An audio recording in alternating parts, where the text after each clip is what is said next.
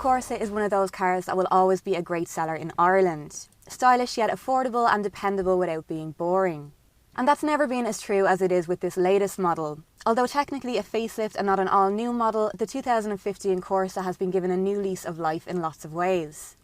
The exterior has been given quite a dramatic overhaul, and as seems to be the trend with a lot of super mini facelifts, the grille has gotten bigger, the lights longer and sharper, and it all feels a bit more grown up, and more just like a compact version of some of the larger cars in the range. The makeover continues to the interior, which now benefits from new materials and a much improved glossy dashboard. And it's funny, from doing used car reviews before this to see what comes in and out of fashion in car cabins, and glossy dashboards are definitely having a moment right now. Which is good because it looks really fresh and modern and will continue to look great for years. All models bar the very base one come with this IntelliLink infotainment system, which you can connect your phone to very easily and use it to make calls or stream music via Spotify or iTunes or whatever it is that you use. As touchscreens go, IntelliLink is really good in that it's very simple to use and it's fully touchscreen, so there's no other knobs or wheels to worry about. And I especially like the positioning because it's built into the centre console there, and so sun glare won't be an issue. You can also download an app called Bringo, which will allow you to stream sat-nav from your phone to the screen. Now, it is a subscription service, but the first month is free if you wanted to try it out.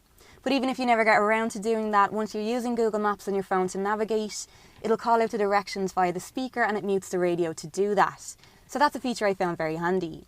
Coming back to spec level, this is the top of the range SE model, and so comes with everything: air conditioning, heated leather seats and steering wheel, automatic lights and wipers, the works. But all Corsas get a decent level of standard equipment, including a heated windscreen and hill start assist, as well as all the essentials like electric windows and remote central locking. There's also a decent amount of standard safety features, including 6 airbags and ISOFIX fittings for child seats. But for extra peace of mind, there are more optional driver assisting features available, such as lane departure and blind spot warning systems. There's a few handy storage areas about the place, door bins in the front and the rear, as well as 3 cup holders and a large glove box. The boot can hold 280 litres, and the split folding rear seats will allow you to extend that into the rear if needs be. Space-wise, it's your typical super mini cabin, so just enough for the driver, a passenger and 2 adults or 3 children in the back. This has the extra practicality of being a 5-door, and so a realistic choice for a small family, but it's also available in the sportier 3-door version. And one of the Corsa's strong points right across the board is choice, because as well as the various different spec options and the 2 body types, there's also a great range of engines to choose from.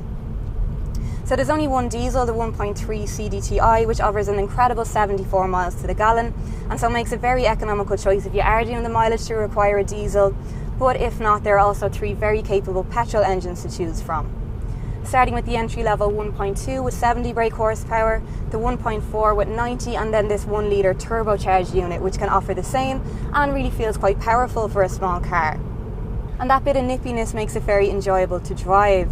There's a sort of a solidity to it that just feels very reassuring, and even when you're on the motorway and in 6th gear, it always feels very composed. The steering stays nice and taut, which I like, but there is a city button to lighten it up for driving around town and parking. It's very easy to get comfortable in, there's good back support, and all the controls, including the steering wheel, are nice and chunky, which again just adds to that solid feel. And like a lot of new cars these days, it's got a gear shift indicator, which I'm really starting to like, because by getting that reminder to move up the gears quicker, it helps to save on fuel, and it's just better for the car all around. It's also what alerts me to the fact that it is a 6-speed box, which I really wasn't expecting in a Corsa, so again that should help improve fuel economy further. The claimed figures for this model are 4.9 litres per kilometre, or around about 57 mpg. So basically it's a slow moving petrol needle, which is what we like. Around since 1982, the Corsa has become a bit of an institution on Irish roads and has always been popular as the learner driver's car of choice. But this latest incarnation has seen it grow into something a lot more impressive. And despite competition from a saturated super mini market, the impressive levels of new technology available should make this the one to stand out for gadget fans, and the fresh new design should continue to please its young and trendy fan base.